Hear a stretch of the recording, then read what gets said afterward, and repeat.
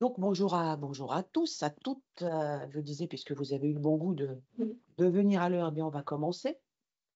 Mais qu'est-ce donc que cette manie qu'ont les génies de mourir avant 35 ou 40 ans? Hein. Euh, il y a Mozart, il y a les autres. Oui, c'est là-bas. Amy Winehouse, oui, voilà, le club des 27, effectivement. Mais voilà.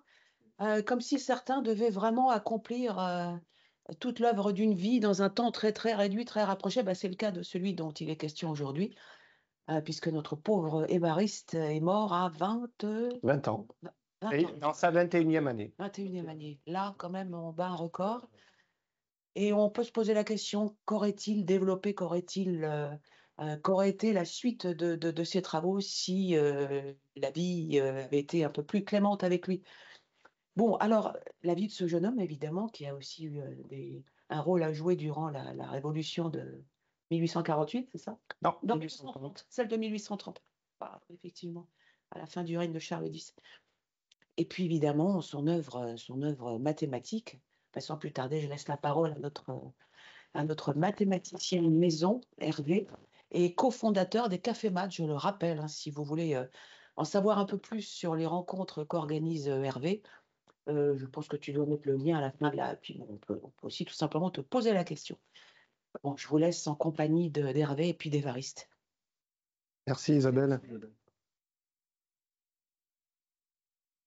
Hop. Eh bien, on va démarrer. Bonjour. Alors, c'est en petit. Ah, oui, il faudrait plein écran.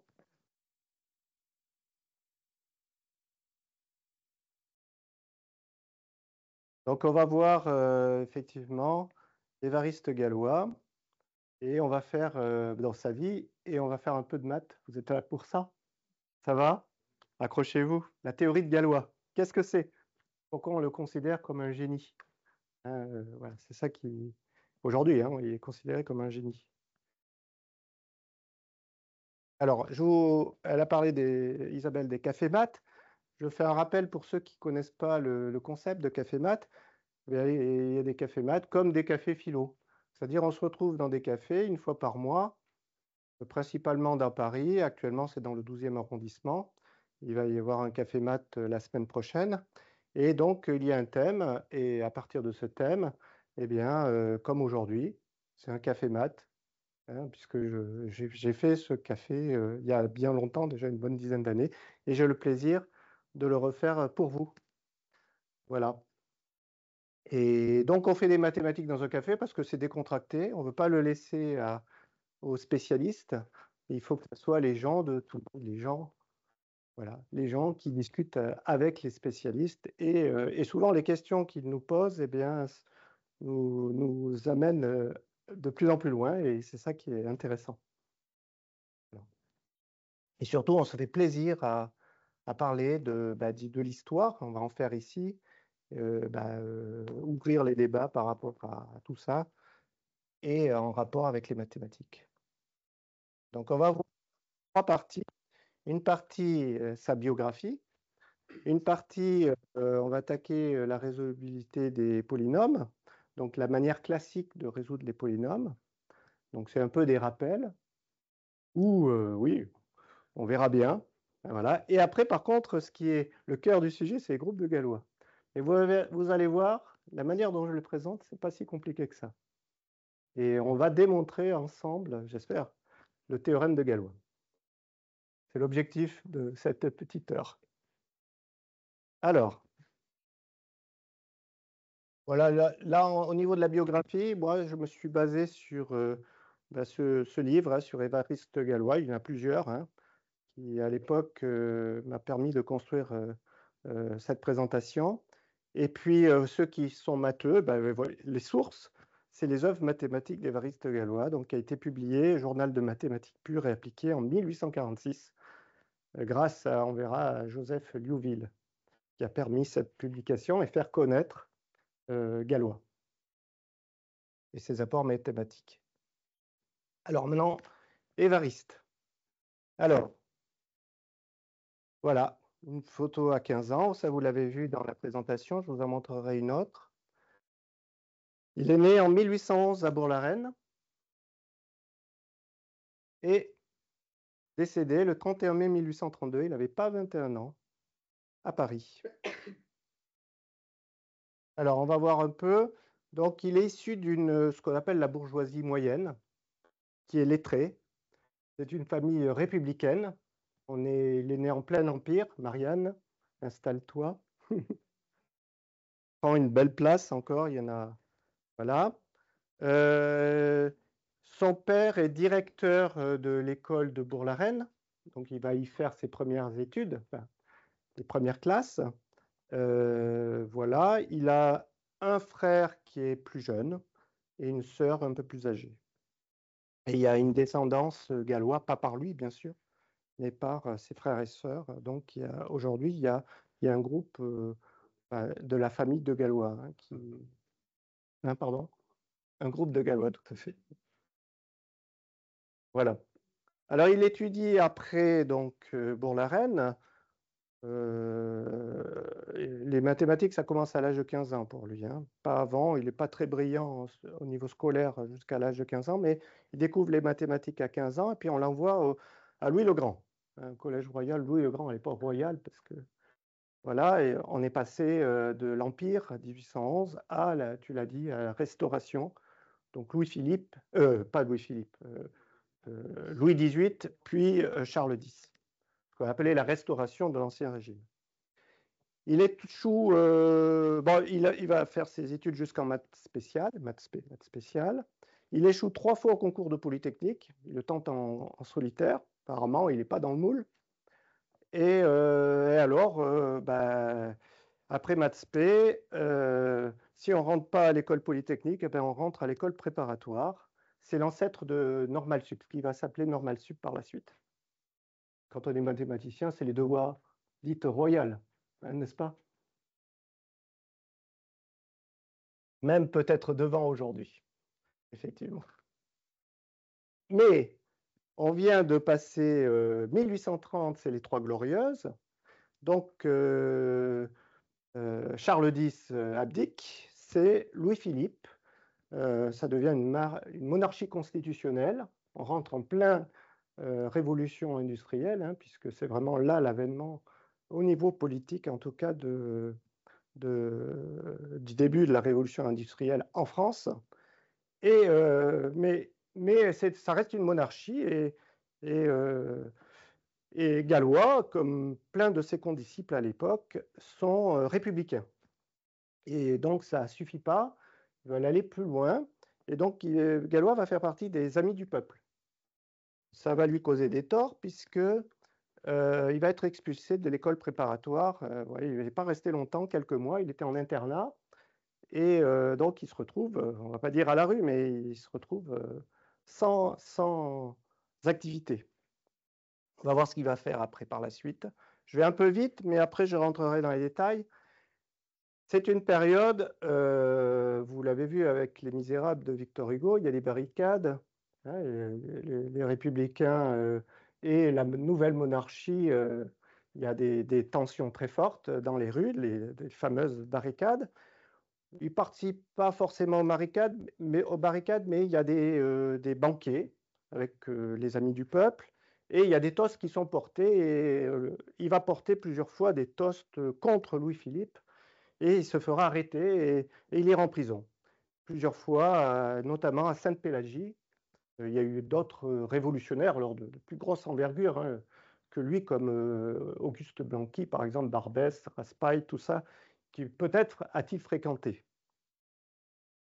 Et il sort en 1832. Et voilà ce qui se passe. Le jour, il sort de la prison pour se battre en duel, le 30 mai.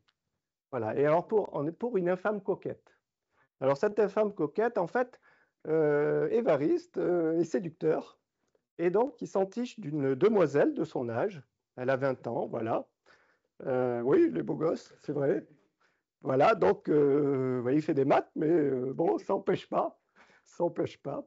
Voilà, et donc, mais cette jeune dame, cette jeune demoiselle, a un amant qui est dans la police. Voilà, donc, alors,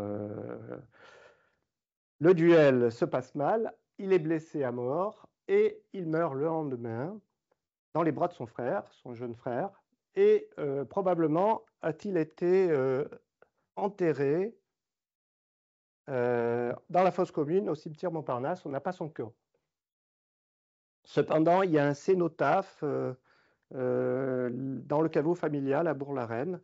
Donc ici, on peut voir, voilà, ça, on trouve ça, hein, c'est dans le cimetière de Bourg-la-Reine. Alors, les historiens, les généalogistes ont fait des recherches sur cette infâme coquette, qui elle pouvait être. Et en fait, elle s'appelle, on sait maintenant, Stéphanie Félicité Potterin du Motel. Il se mariera par la suite, elle aura une descendance. Voilà, c'est tout ce qu'on sait. Alors, il y a sur cette affaire de duel, peut-être est-ce un complot. Donc, il y a la théorie du complot, hein, qui existe.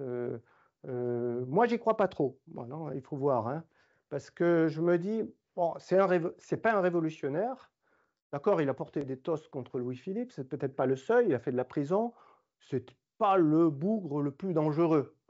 Il y en avait d'autres bien plus qui avaient bien plus de théorie, on va dire, révolutionnaire que. Donc j'y crois pas trop. Mais bon, voilà. Je sais qu'il y a des gens qui soutiennent cette thèse-là. Alors, on va voir maintenant son côté matheux. Alors, alors, il y a une autre photo. Moi, je l'aime moins, avec cette petite houppette, mais peut-être c'est avec ce style-là qui l'a séduit Stéphanie. Voilà, il découvre les maths à 15 ans, donc c'est en 1826. Il lit les éléments de géométrie de Legendre, très bonne référence pour ceux qui font des mathématiques, les traités d'algèbre et d'analyse, donc il est au courant de tout ce qui se fait de mieux, on peut dire, en algèbre de Lagrange. Lagrange, qui a été, donc, il est mort en 1813, mais qui a été le directeur de Polytechnique, au moment de la fondation de Polytechnique. Il passe le concours général de maths en 1827, il est très brillant, et prépare Polytechnique en solitaire, mais il va l'échouer 3 fois. Il rentre à maths spéciales, voilà, à la veille de la Révolution, et publie son premier théorème sur les fractions continues. Voilà, donc fraction continue, c'est-à-dire derrière la théorie des nombres, hein, pour l'irrationalité.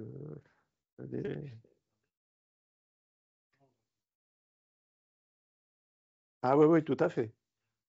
Il a déjà les bases, hein, ça c'est clair. Et il envoie son premier mémoire à l'Académie des sciences, hein, là il y a 18 ans, hein, sur les équations résolubles par radicaux. Donc c'est sûr, là on est sur les polynômes, hein, bien sûr. Et le président de l'Académie des sciences, c'est le grand Louis-Augustin Cauchy. En analyse, c'est pas n'importe qui. Mais lui, il juge incompréhensible ce mémoire, hein, et puis les commentaires sont perdus.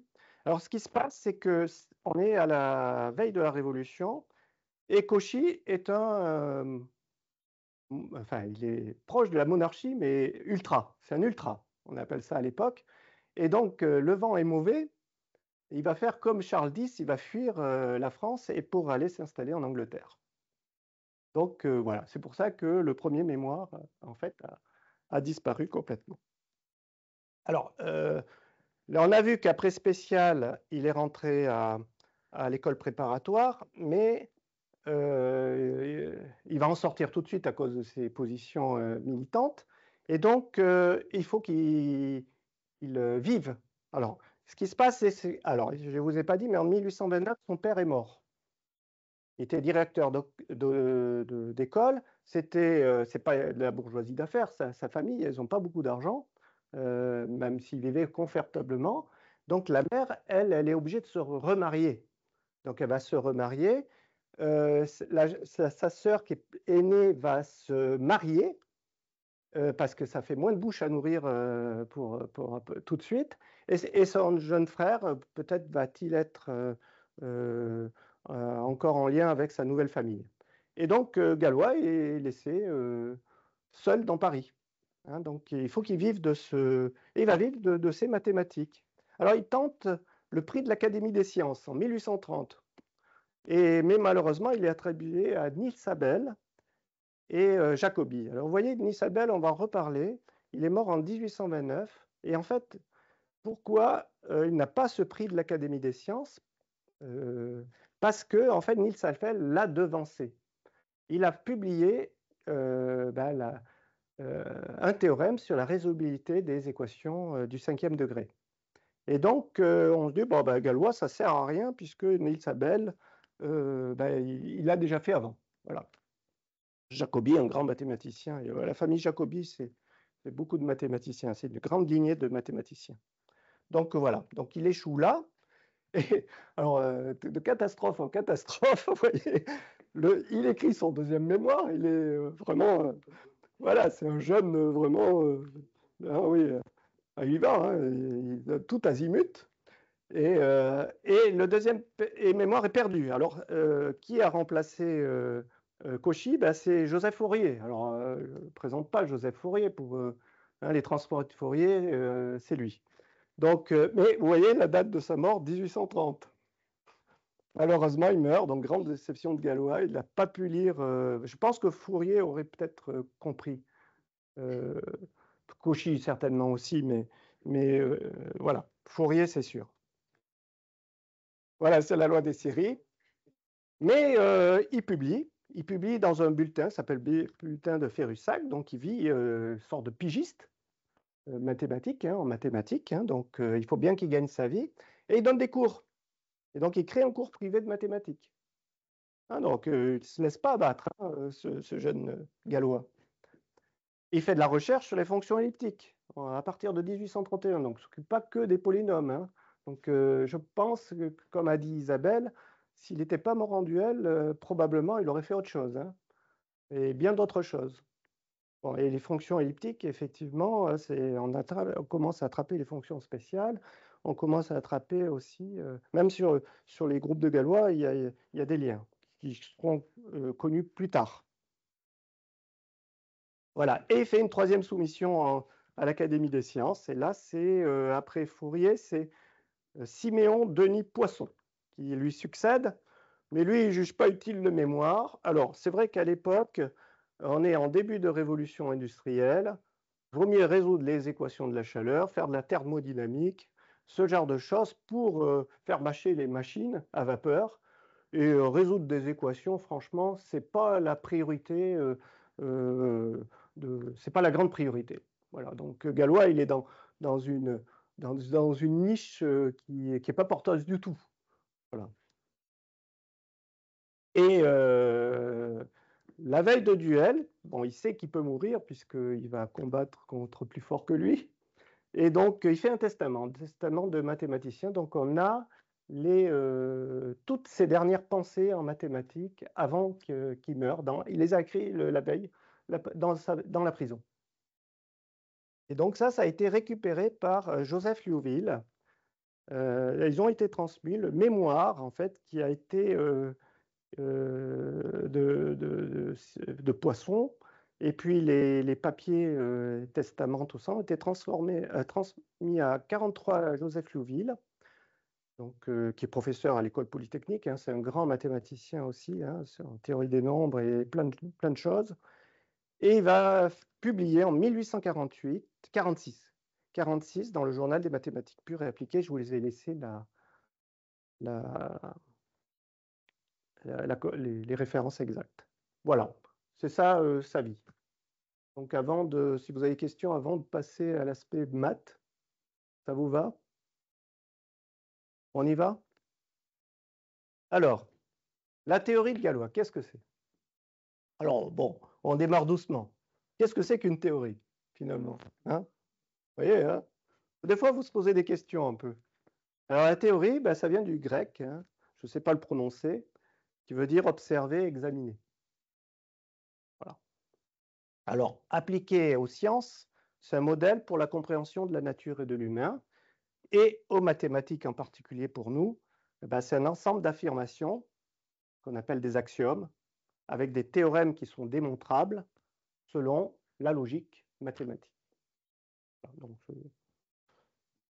c'était juste pour faire... Alors, la théorie de Galois, attention, ça commence, c'est l'étude des extensions de corps commutatifs qui fait appel au groupe de Galois. Alors, on va détailler ce que c'est qu'un corps et ce que c'est qu'un corps commutatif. C'est des propriétés d'un ensemble. Et pour nous, c'est l'étude des équations algébriques qui se ramène à celle des équations polynomiales. Équations algébriques et équations polynomiales, ça va ensemble. Alors, qu'est-ce que c'est qu'un polynôme? C'est ça. Donc, on va s'occuper de ce polynôme-là. Donc, je vais noter P de x. X, c'est la variable. Elle est paramétrée. Hein, on dit qu'il est de degré n parce que la puissance en x la plus forte, c'est x puissance n. Et là, les coefficients, c'est A0, A1, A2, A3 jusqu'à n. Et donc, on cherche à annuler ce polynôme et trouver les solutions qu'on appelle des racines. Donc, on va s'occuper de la résolubilité des polynômes. Donc, ça, j'ai dit pour le degré n. Et il y a un théorème sur les polynômes qui nous dit qu'il y a au plus n racines ou solutions. Alors, on va essayer de les calculer ensemble. Et si les racines sont connues, c'est-à-dire à l'aide de formules, des formules dites avec des radicaux, sorte de racines carrées, de cubiques, ce que vous voulez, eh bien, on dit que le polynôme P de x est résolu. Hein? Sinon, ça veut dire qu'il y a bien des racines, puisque le théorème nous dit qu'il y a bien jusqu'à n racines, mais on ne sait pas les exprimer. Je vous donnerai à la fin un exemple de polynôme où on voit les racines, mais on les voit géométriquement, mais on ne sait pas les exprimer. Ça, polynôme à coefficient d'horaire. Oui, on est à coefficient dans le corps, dans R ou C. Alors oui, là, j'ai pris qu'une seule variable pour rester le plus simple possible. Une seule variable x. OK, tout à fait. Alors, commençons par le degré 1. On démarre doucement comme ça. Donc, le polynôme de degré 1, c'est x plus b égale 0. Donc là, il n'y a qu'une solution, c'est x égale moins b sur a si a est non nul. Donc ça, c'est clair. Après, le degré 2 à 4, on verra ça dans le détail, ils ont été résolus, en gros, depuis le XVIe siècle. Donc après, plus tard, on a encore glosé un peu avec Euler, surtout par rapport aux nombres complexes, mais on connaît les formules jusqu'au degré 4 à l'aide des radicaux, des racines carrées et cubiques, jusqu'au degré 4. On verra ça dans le détail. Et au-delà du degré 4, 5 et au-delà, eh bien, c'est Niels Abel qui, comme je vous l'ai dit tout à l'heure, démontre en 1824 l'impossibilité de la résolution par radicaux en faisant appel à l'étude des permutations des racines. Ah oui, mais Galois. Eh bien, Galois, lui, il innove parce qu'il fait appel à une structure qui, à l'époque, ne l'appelle pas comme ça, hein, mais qu'on appellera groupe par la suite, les groupes de Galois. Et c'est ce qu'on va voir ici précisément. Alors, avant de voir les groupes de Galois, on va faire un petit rappel sur la résolution, comment ça fonctionne pour résoudre les équations. Alors, on va commencer par le second degré. Vous voyez, il y a 3 paramètres. On est au second degré, donc on a x carré, qui est le terme le plus grand. On est censé avoir 2 solutions. On va prendre a non nul pour que ce soit vraiment une équation du second degré. Eh bien, depuis les Babyloniens, 1700 avant Jésus-Christ, on connaît déjà des solutions de cette équation. Alors, pas toutes les solutions, c'est les mathématiciens arabes et ce Al-Khwarizmi, je ne prononce pas très bien, mais en latin, on disait algorithmie, qui a donné le mot algorithme. C'est monsieur algorithme. Vous voyez, c'est le 9e siècle. C'est un persan qui publiera en arabe, hein, le traité d'Alger, qui fera une résolution systématique des équations du second. Et algèbre, c'est un mot arabe, hein, ça vient de formule. En arabe, c'est al-jabar. Voilà. Donc, à partir effectivement des mathématiques arabes, à partir du 9e siècle, eh bien, on sait résoudre on a par des formules, transformer les formules pour résoudre ce genre d'équation. Et c'est ce qu'on va faire ici.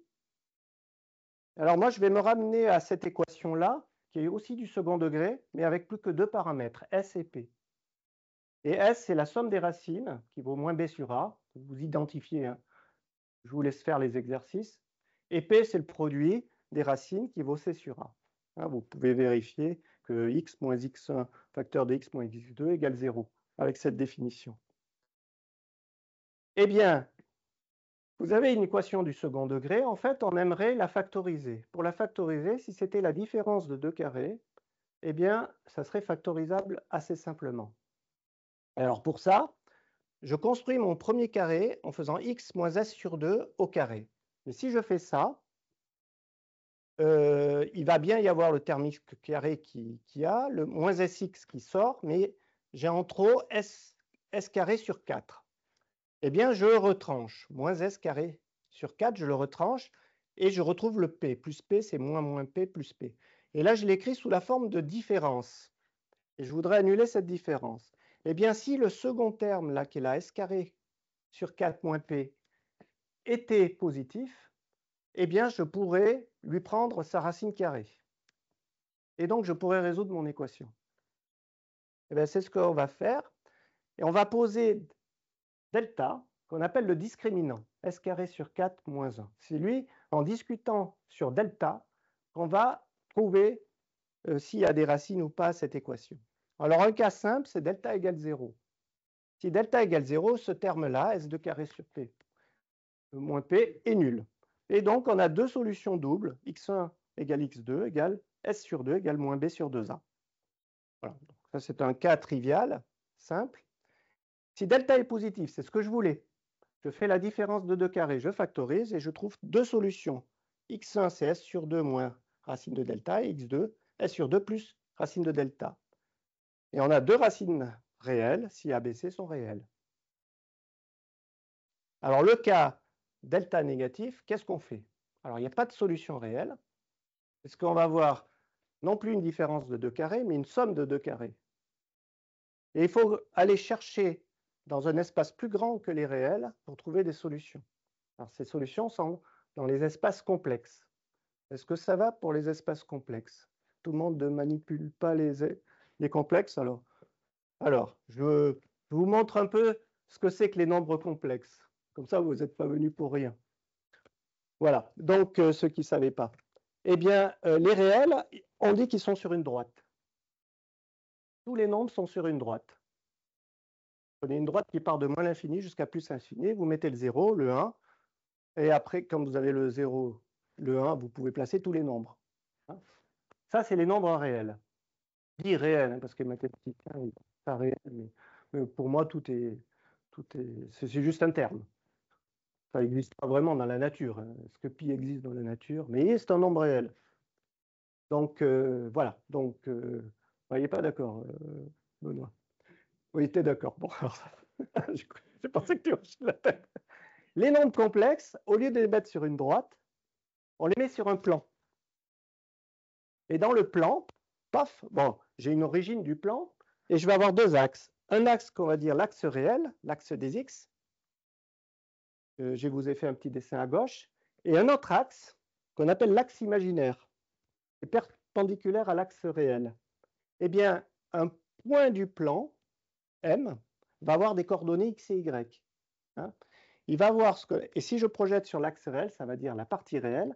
Et si je projette sur l'abscisse et l'ordonnée, je vais avoir la partie imaginaire.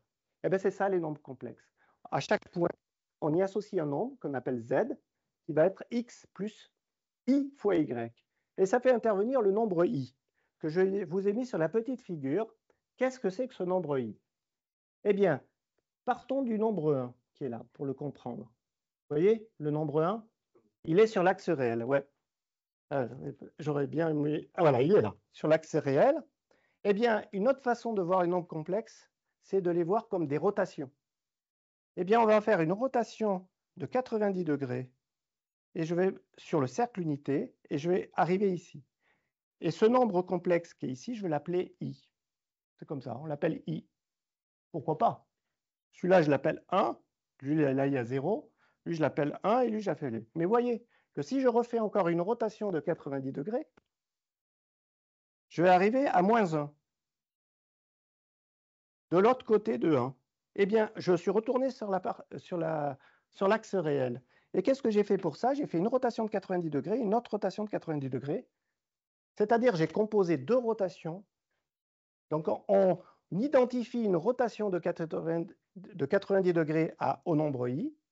Je compose deux rotations de i, et bien c'est i fois i, c'est i au carré. Donc, on voit que i au carré vaut moins 1. Vous voyez, c'est un nombre tel que son carré soit négatif. C'est pour ça qu'on arrive à résoudre, c'est fait pour ça, hein. Tout est fait pour ça, pour qu'on arrive à résoudre les équations du second degré et trouver des racines. Voilà, mais c'est souvent des considérations géométriques, en fait. Oui.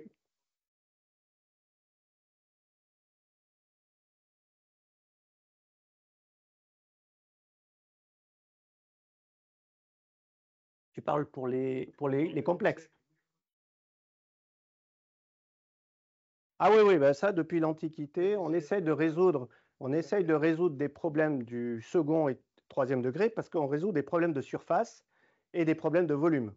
Donc, on a absolument besoin de solutions voilà, pour faire des partages, pour l'économie, voilà, pour le foncier, pour les habitations, pour les constructions. On a absolument besoin de résoudre les équations du second et troisième degré. Ça, c'est un besoin physique réel de tous les jours. Ouais. Donc, ça, c'était important. Mais par contre, les nombres complexes, parce que je pensais que tu allais poser la question, mais pourquoi avoir besoin des nombres complexes finalement? Parce que, voilà. Et on verra pourquoi par la suite. Bon, aujourd'hui, on sait que les nombres complexes, on en a besoin dans plein d'applications, mais à l'époque où on sait résoudre les équations du second degré, et qu'on fait appel à... Alors, on ne l'appelait pas i à l'époque, hein, on mettait racine de moins 1. Donc, c'était pas... Voilà. Bon. Normalement, on ne prend pas la racine carrée d'un nombre négatif. Vous voyez que quand j'ai pris la racine carrée ici, racine carrée de moins delta, delta est négatif, donc racine de moins delta est positif. Donc je peux écrire racine carrée de moins delta, parce que le nombre n'est pas négatif. Alors donc aujourd'hui, c'est impropre de faire une racine carrée négative. Il faut faire appel au nombre i, qui est donc plus robuste et plus consistant dans les mathématiques. Oui. Alors, ah oui, alors je voulais pas vous dire, mais c'est la fameuse relation d'Euler, parce que c'est Euler lui-même qui a introduit le nombre i, ce fameux racine carrée de moins 1, et avec la fameuse, comme tu dis, e puissance i pi égale moins 1. Ou même, voilà, ça voilà, je n'ai pas voulu vous le dire là, mais c'est ça qu'il y a derrière. Alors, on va passer au troisième degré. Alors, au troisième degré, vous voyez l'équation, maintenant, il y a 4 paramètres, hein.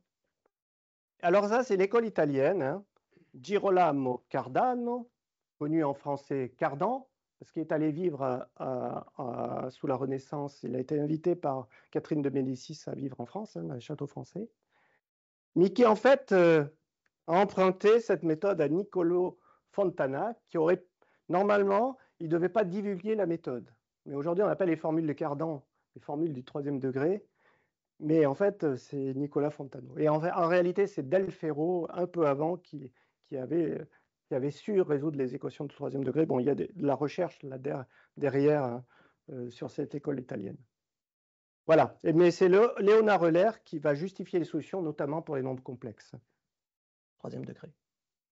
Alors là, je suis passé de 4 paramètres à 2, en introduisant P et Q. Alors, il suffit de faire un changement de variable et de poser x égale z moins b sur 3a, et vous ramenez à cette équation. C'est beaucoup plus simple. Alors, l'astuce, c'est de poser z égale u plus v. Je décompose ce que je cherche en u plus v. Eh bien, on obtient un système de 2 équations, où on fait intervenir grand S, qui est la somme des cubes de u et v, qui vaut moins q, et grand P, qui est le produit, qui vaut moins p sur 3 sur 27, moins p cube sur 27. Eh bien, si on a une somme et un produit, rappelez-vous les équations du second degré, c'est que c'est S, grand S et grand P est solution d'une équation du second degré. Et bien, c'est gagné. C'était ça l'astuce. Donc, je pose grand X égale au I au cube ou V au cube, et je me ramène à une équation du second degré, qu'on sait résoudre avec la planche précédente.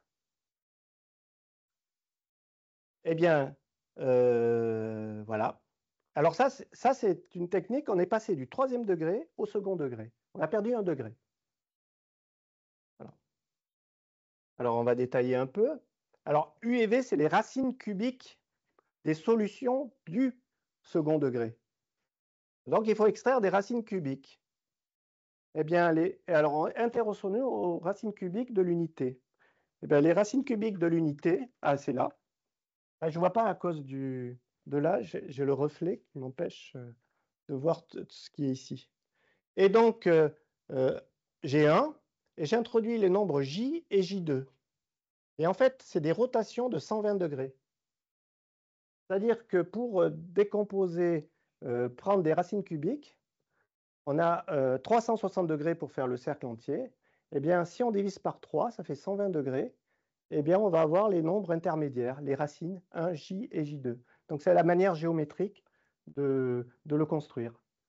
1, J et J2. Et alors, il y a la relation que 1 plus J plus J2 égale 0. Et J et J2 sont conjugués, puisqu'ils sont de part et d'autre de l'axe réel. Bon, on connaît J, je vous ai donné la formule, et on sait que J au cube, il vaut 1. Et il est fait pour ça, J au cube. Et J2 au cube aussi. Donc, on a les trois solutions. Alors maintenant, on a Z égale U plus V, ça c'était ce qu'on avait posé. U fois V moins P sur 3, on avait U au cube, V au cube, qui était moins P3 sur 27. Et à partir de là, on obtient ce qu'on appelle les formules de Cardan. C'est celle-ci. Alors ces formules-là, ça c'est tout simplement la x1, la solution qui est là, du second degré. Et là, on a x2, la deuxième solution du second degré. Et je prends la racine cubique. Et je note alpha et alpha prime, ces nombres réels, ou complexes, on va dire. Et U, ça va être une puissance de J, qui vaut puissance k-1, bon, pour k égale 1, 2, 3, alpha, et V, c'est jk-1, alpha prime. Donc ici, je vais avoir 3 possibilités pour U, 3 possibilités pour V. Donc je vais obtenir 9 solutions. 9 solutions, c'est trop. Il n'en faut que 3. Alors, je vais vous les mettre. Les 3 solutions sont là. Alors, pourquoi il n'y a que ces 3-là? Parce qu'il faut vérifier U fois V égale moins P sur 3. Il n'y a que ces 3-là qui vérifient la relation qui est là. Et donc, ça permet d'obtenir toutes les solutions. Et donc là, ce qu'on remarque, c'est qu'on a une cyclicité, une permutation entre les racines avec le 1, le J et le J2. Donc à partir du troisième degré, on s'était rendu compte de ça. Déjà avec le second degré, on voyait qu'il fallait faire plus ou moins.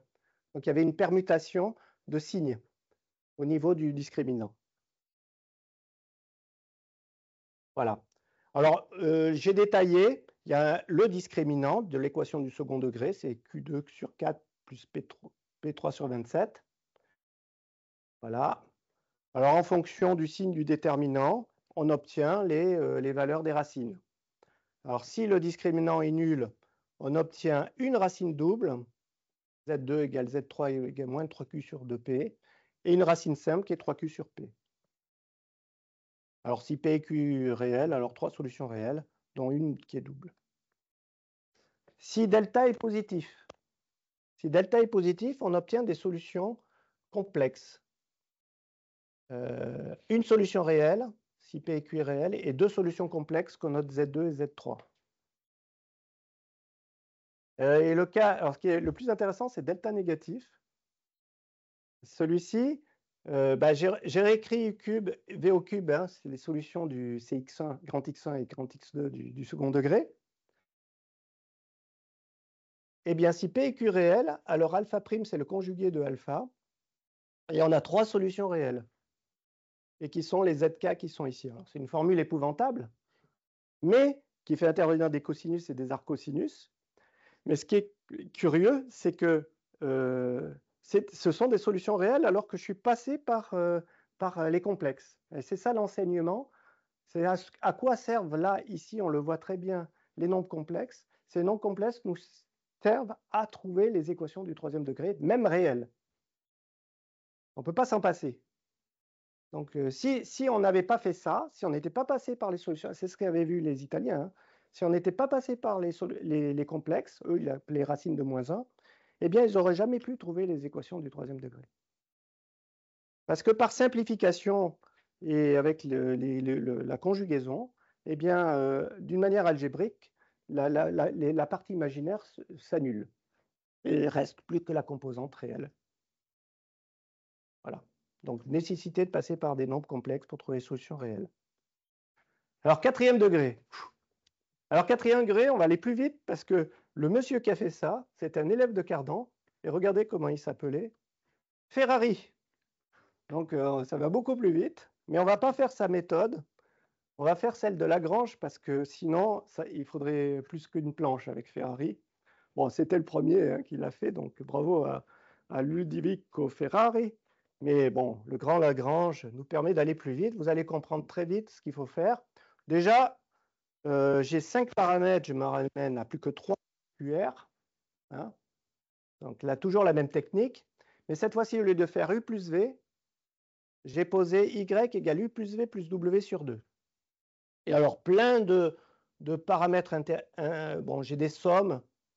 U2 plus V2 plus V2, petit s, j'ai T, j'ai G, le produit des UVW, des racines. Bon, avec tout ça, je développe Y2 moins S sur 4 au carré. Tac, tac, tac, tac, vous faites le calcul, vous tombez sur ça. Et vous identifiez, j'ai une nouvelle équation du quatrième degré. Ah ouais, j'ai rien avancé. Bon, mais c'est pas grave, vous savez que grand X, c'est mes 3 solutions, ça va être U au carré, V carré et W carré, qui, elle, va être une solution du troisième degré. On peut vérifier qu'on tombe bien en prenant U2, V2, V2, ça c'est une équation du troisième degré qui a été écrite ici, x3 moins s x2 plus tx moins g2. On remplace par les PQR et on obtient cette équation du troisième degré. Donc toute l'astuce, c'était de passer du quatrième au troisième degré. Et ça fonctionne. J'ai une équation du troisième degré, je sais la résoudre avec les formules de Cardan, et puis l'affaire est jouée. Alors, j'ai plein de solutions, parce que U, en fait, c'est plus ou moins racine carrée de X, et les VW, il faut qu'elles vérifient la relation UVW égale G égale moins Q. Et puis, il y a une autre relation à vérifier. En utilisant ces relations-là, il n'y a plus que 4 solutions possibles, qui est Y1, Y2, Y3, Y4. Donc Y1, ben, c'est normal, on avait tout fait, c'était le Y. Y2, Y3, Y4, il faut mettre 2 signes moins. Il faut arranger 2 signes moins à chaque fois. Voilà les solutions. Donc, l'enseignement, c'est qu'on a encore perdu 1 degré. Et puis, on a toujours cette relation de cyclicité et de permutation entre les racines. Voilà, ça va? Je suis allé un peu vite pour Ferrari, mais c'est normal. Degré 5 et plus. Alors voilà, le polynôme général, vous êtes venu pour ça. Peut-on encore perdre un degré? On va vite, la réponse est non. Alors, ça marche que pour le troisième et le quatrième degré. Voilà, d'une manière générale, hein, attention. Et ça, c'est Euler qui discute là-dessus. Je ne rentre pas dans les détails. Les racines sont-elles liées entre elles par des permutations? La réponse est oui. Donc, voir Lagrange, Abel et Galois, c'est les 3 qui ont rapporté ça. Alors, bien sûr, certaines équations du cinquième degré, qu'on appelle des quintites, sont résolubles à l'aide des radicaux. Voilà, x puissance 5 moins 1 égale 0. Hein, c'est les racines cinquièmes de l'unité. Vous avez déjà 1, puis vous avez une équation du quatrième degré que l'on sait résoudre. Sinon, eh bien, il reste la méthode numérique. Je vous ai mis la méthode de Newton-Raphson. Parce que quand on a un polynôme, on connaît sa dérivée. Et donc, à partir de là, on peut appliquer... bien sûr, il ne faut pas que la dérivée s'annule, mais sinon, c'est une méthode pour trouver les solutions de tous les polynômes. Hein. La dérivée, elle a apparu à l'époque Leibniz et Newton, au XVIIIe siècle. Ah oui, parce que vous avez besoin de résoudre les premières équations différentielles et travailler sur l'infiniment petit. Et donc connaître comment varier les fonctions. Alors, on attaque le groupe. Ça va? Il est quelle heure là? 22. Alors, les groupes, je vais aller assez vite. Un groupe, c'est un ensemble muni d'une loi de composition interne associative, admettant un élément neutre et pour chaque élément de l'ensemble, un élément symétrique. Ça, c'est la définition. C'est simple. Alors, dans les groupes infinis, l'exemple, j'ai mis quelques exemples, un entier relatif Z, muni de l'addition. Quand on fait l'addition de deux nombres, ben, ça fait toujours deux nombres entiers, ça fait un nombre entier. C'est associatif, c'est-à-dire que les parenthèses, on peut les mettre dans n'importe quel sens. L'élément neutre pour l'addition, c'est 0. Si vous ajoutez 0, ça ne fait rien, donc il est neutre. Et un élément symétrique, c'est l'élément qui est opposé pour l'addition, c'est-à-dire moins A. Si vous faites A moins A, eh ben, ça fait 0. Voilà. Et on dit qu'un groupe est commutatif ou abélien si l'opération commute, c'est-à-dire que A plus B égale B plus A. Donc ça, c'est vrai pour l'addition, c'est vrai pour l'addition dans Z, c'est vrai dans R aussi, la commutativité. Alors, dans R, pour la multiplication, j'ai dit que c'est le neutre, c'est 1. Si vous multipliez par 1, ça ne fait rien. Et l'inverse, c'est 1 sur A. Tout ça, c'est tout simple, un groupe. Alors, les groupes finis, c'est quand un nombre d'éléments est fini. Alors, dans les groupes finis qui vont nous intéresser, il y a les groupes cycliques abéliens, que je note Cn, qui contiennent un élément. On dit qu'ils sont d'ordre n. Donc, de 0 à n-1. Ça, parce que n égale 0. Parce que c'est cyclique. Hein, par exemple, les jours de la semaine. Ça recommence à chaque fois. C'est un ensemble à 7 éléments. Et celui qui va nous intéresser... Alors, oui, on sait que tout groupe abélien est produit de groupes cycliques.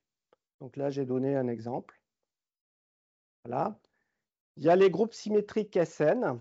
Alors, c'est celui-là qui va nous intéresser parce que c'est l'ensemble des permutations à n éléments. Pensez au Rubik's Cube. Vous manipulez le Rubik's Cube, c'est exactement ça.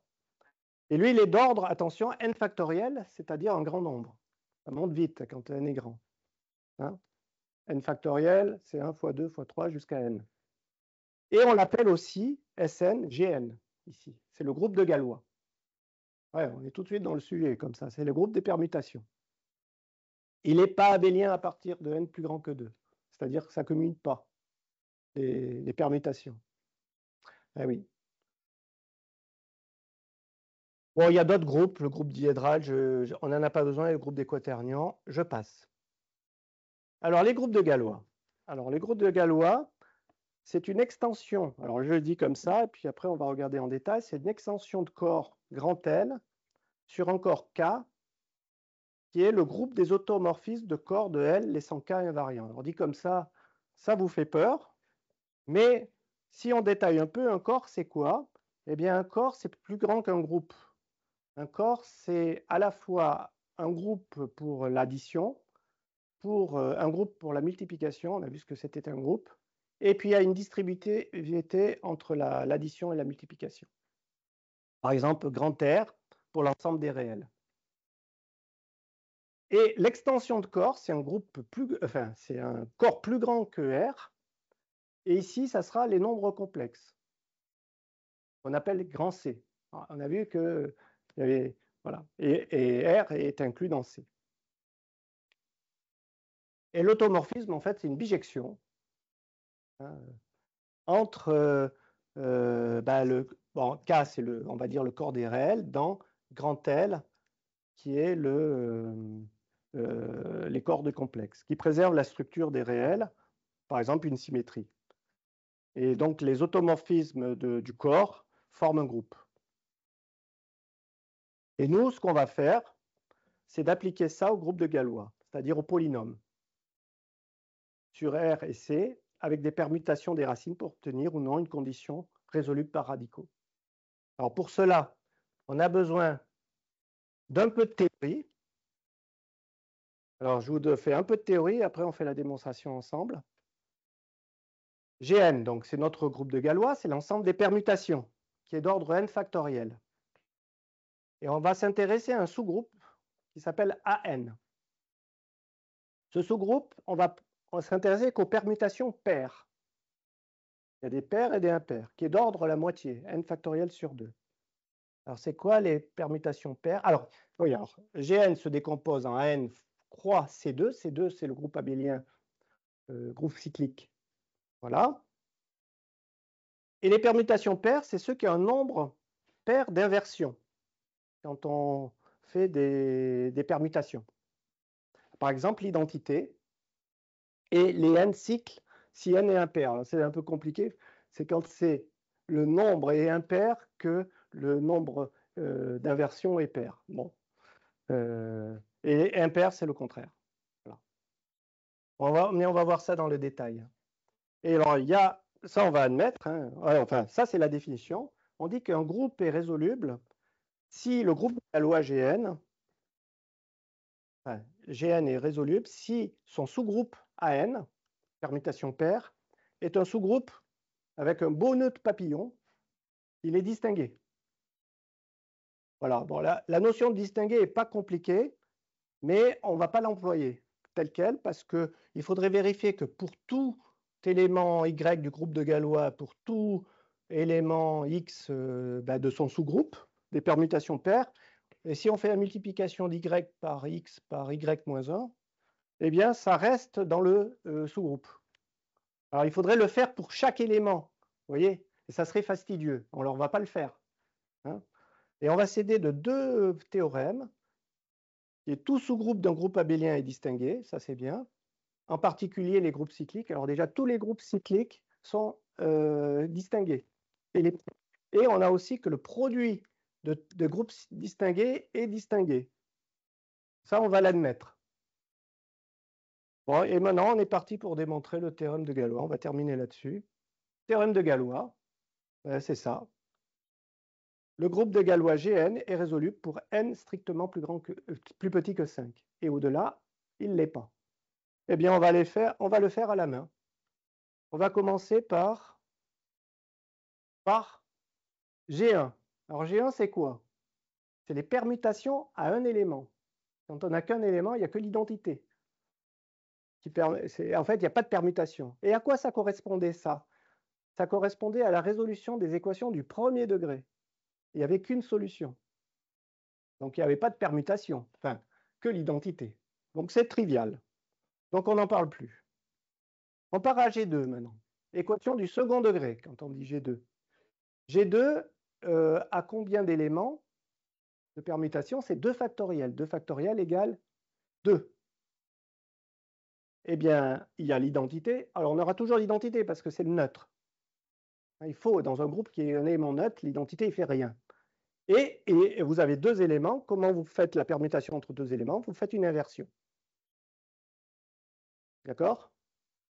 Et donc, c'est ce que j'ai noté tôt, c'est-à-dire ce qu'on appelle une transposition d'éléments.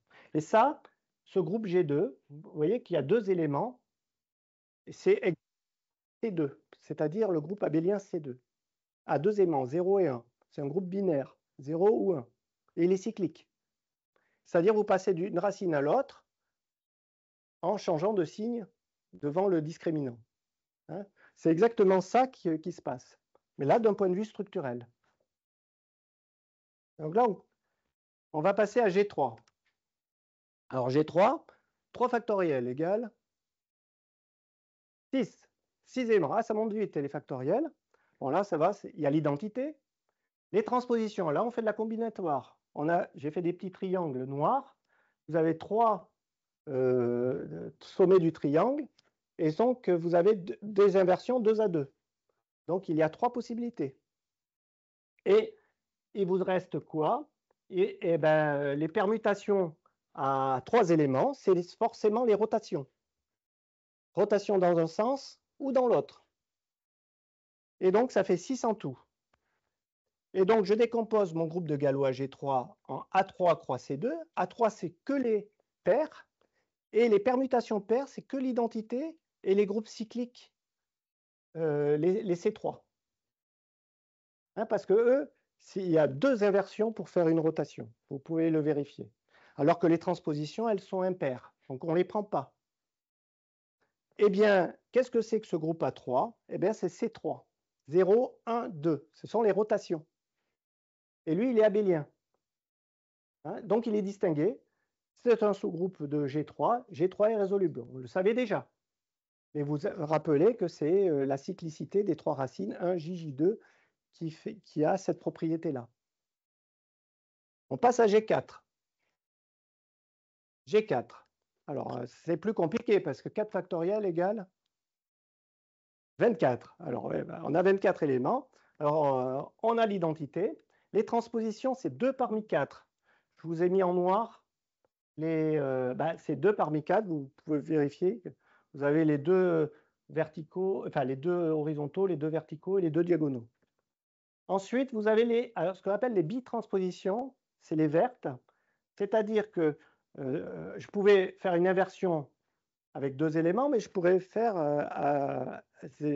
avec les 2 autres. On dit qu'elles sont un support disjoint parce qu'on fait des inversions pas avec les mêmes éléments. Donc, on va vérifier qu'elle n'a que 3 possibilités. Les horizontaux, les verticaux et en diagonale. Après, il y a les cycles d'ordre 3, c'est 3 parmi 4. Et là, vous en tombez 8. J'en ai mis que 4, mais il faut tourner dans un sens et dans l'autre. Hein. Et puis, vous avez les cycles d'ordre 4, il y en a 6. C'est cela. Et alors, on va sélectionner que les permutations paires, parce que c'est celles-ci qui nous intéressent. Le groupe A4, c'est l'identité. C'est les bitranspositions, parce que vous avez fait 2 inversions, donc les verts. Et 8 cycles d'ordre 3. Les cycles d'ordre 3, ils sont des inversions paires. Et donc, on a bien l'ordre 12. Donc, un élément d'ordre 12 qui contient ces 3 trucs. Alors, comment on aimerait bien décomposer 12 en quelque chose? Eh bien, on va décomposer en 4 fois 3. Et 4, ça tombe bien, c'est l'identité plus les 3 transpositions, les bitranspositions, les taux primes. Et ce groupe-là, on le connaît. C'est le groupe V4, qui a l'identité les 3 bitranspositions, qui en fait est une combinaison de C2 croix C2. C'est une combinaison de 2 groupes abéliens cycliques. Donc V4, c'est un sous-groupe distingué de A4. Et du coup, A4 se décompose en V4 croix C3. Ça tombe bien, C3 est un groupe abélien. Donc j'ai décomposé que avec des groupes abéliens qui sont tous distingués. A4 est distingué, donc G4 est résoluble. Alors maintenant, on passe à G5. Ah, lui, il n'est pas résoluble. Voilà. Désolé, ça déborde un peu. Hop. Mais vous allez terminer la démonstration, vous allez le faire vous. Non, non. Là, il a fallu plusieurs dizaines d'années avant de construire sa théorie, en fait. Mais tout ce qu'il avait raconté était correct, hein, il n'y avait pas de problème. Mais seulement dans son langage de l'époque. Alors, G5, je termine. Enfin, vous allez le faire. Alors, je n'ai pas détaillé, hein, mais si vous faites, il y a l'identité, il y a 10 transpositions, 15 bits transpositions, 20 groupes cycliques d'ordre, 20 C3. 20 compositions. Alors, si vous faites des rotations à 3, l'autre, vous pouvez faire des inversions. Donc, c'est les C3 croix-taux. Il y a 30 C4 à 4, les rotations à 4 éléments. Et vous avez 24 rotations à 5 éléments. Donc, ça fait l'ordre 120, là. Ça va vite. Et donc, vous ne prenez que les permutations paires, c'est les rouges.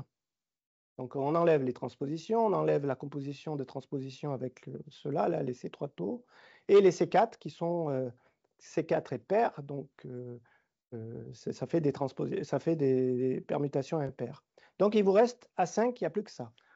Alors ça, c'était ma question à mon examen quand j'étais en licence de maths, de module, hein, à la fin. Il fallait démontrer que le A5, ce sous-groupe de G5, était un groupe simple, c'est-à-dire qu'on ne pouvait pas le décomposer. Si on ne peut pas le décomposer, ça veut dire qu'il n'est pas distingué. C'est un groupe d'ordre 60 qui n'est pas distingué. Et donc, c'est ça la démonstration. Alors, avez-vous une petite idée comment on arrive à démontrer qu'il est simple, qu'il n'est pas... Alors, 60, vous me dites, ouais, c'est bien, 60, ça peut faire 20 fois 3, vous avez plein de combinaisons, mais seulement vous devez le faire avec ça, avec ces permutations-là. Et surtout, à chaque fois, il faut que vous preniez toujours l'identité avec vous. Et voyez que si vous prenez l'identité avec 15, 15 plus 1, ça fait 16, 60 n'est pas divisible par 16. Donc ça ne marche pas. 20 plus 1, ça fait 21, c'est pas divisible par 60. En fait, il n'y a aucune combinaison qui peut diviser par 60. C'est tout simple, c'est que ça. Oui, c'est ça. Voilà. Et donc, voilà, ben, c'est ce qui est dit là. Il n'y a aucune combinaison qui divise 60, donc G5 n'est pas résoluble. Et donc, c'est démontré. Vraiment, c'est puissant comme démonstration. Alors ça, on l'a fait pour le groupe G5, mais on peut le faire pour d'autres. Ça se généralise. Il y a un théorème qui, après, nous dit, si on a un groupe d'ordre au-delà de 5, il y a un théorème qui nous dit que tous les autres sont non résolubles, hein, dans le cas général. Alors là, je vous ai mis un exemple d'une quintite qui a 3 solutions réelles et 2 solutions complexes conjuguées, qui n'est pas décomposable et dont on ne peut pas exprimer les racines. Alors, c'est x puissance 5 et moins 3x moins 1. Alors, j'ai tracé x puissance 5, c'est la courbe en vert. Vous voyez? Et 3x plus 1, c'est la courbe en bleu. Et donc, je veux l'égalité entre ces courbes. Donc, ça se croise 3 fois. Et donc, c'est mes 3 solutions réelles.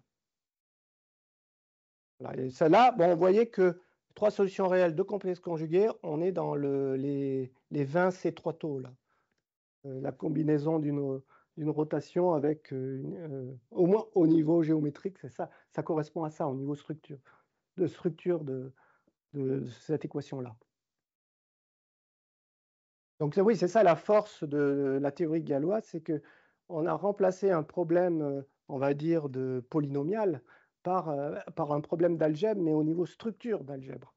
Et c'est ça qu'après, les mathématiciens vont utiliser à fond pour démontrer beaucoup de théorèmes, bon, sur les équations algébriques, en théorie des corps, en théorie de Galois, sur la théorie algébrique des nombres, donc les nombres constructibles, hein, qui fait appel au théorème de Gauss-Wenzel, et en géométrie algébrique, sur les variétés algébriques, intersection de courbes, de surface avec des équations polynomiales à plusieurs variables.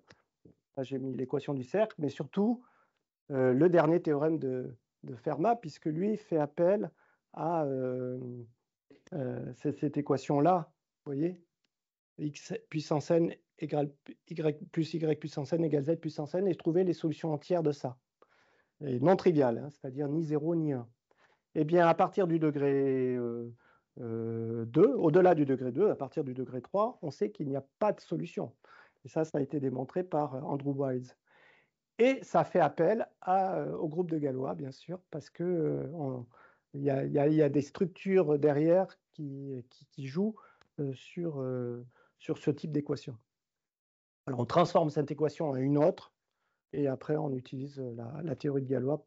Bon, pas que ça, parce que c'est tellement compliqué ce théorème qu'il y a autre chose, mais ça en fait partie. C'est une base. Voilà. Voilà, ben merci.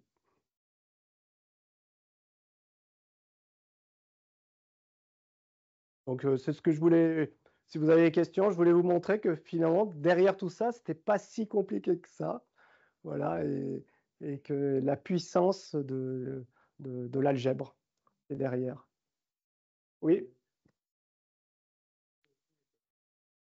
Le théorème de Fermat, solution entière, mais sur les équations de degré n, comme on est mathématicien impliqué, on sait résoudre ces équations. Donc Poisson aurait dit, bon, bah, on sait les résoudre de manière analyse numérique, on sait les résoudre. Donc, en quoi, et je sais que c'est important quand même, en quoi c'est important le théorème de Galois de dire qu'on ne peut pas les résoudre simplement dans la classe des nombres dans laquelle on cherche une solution, en quoi c'est utile à d'autres applications. Oui, c'est utile à d'autres applications parce que ça permet, comme on le voit, jusqu'au degré 4, c'est vrai, on connaissait les solutions parce avec les écoles italiennes. Donc, voilà. Mais par exemple, si on est face à une équation, a-t-elle des solutions ou pas? Et bien, avec le groupe de Galois, ben, on l'a vu avec le dernier théorème de Fermat, eh bien, maintenant, on sait qu'il n'y a plus besoin de chercher des solutions à l'équation de Fermat parce que derrière, il y a un théorème puissant qui nous y aide. Voilà, donc ça, c'est une application, mais il y en a plein d'autres sur les groupes de Lie. Je sais qu'il y a plein de choses qui utilisent les groupes de Galois. Enfin, c'est une extension des groupes de Galois aux équations différentielles, les groupes de Lie. Et donc, voilà, c'est très puissant ce qu'il y a derrière. Effectivement, aujourd'hui, beaucoup de mathématiciens, alors c'est plutôt des mathématiques fondamentales, hein, par rapport à ce que tu as cité Poisson, qui est plutôt des mathématiques appliquées aux ingénieurs, qui utilisent, mais pour démontrer des théorèmes fondamentaux, mais qui font progresser la recherche scientifique.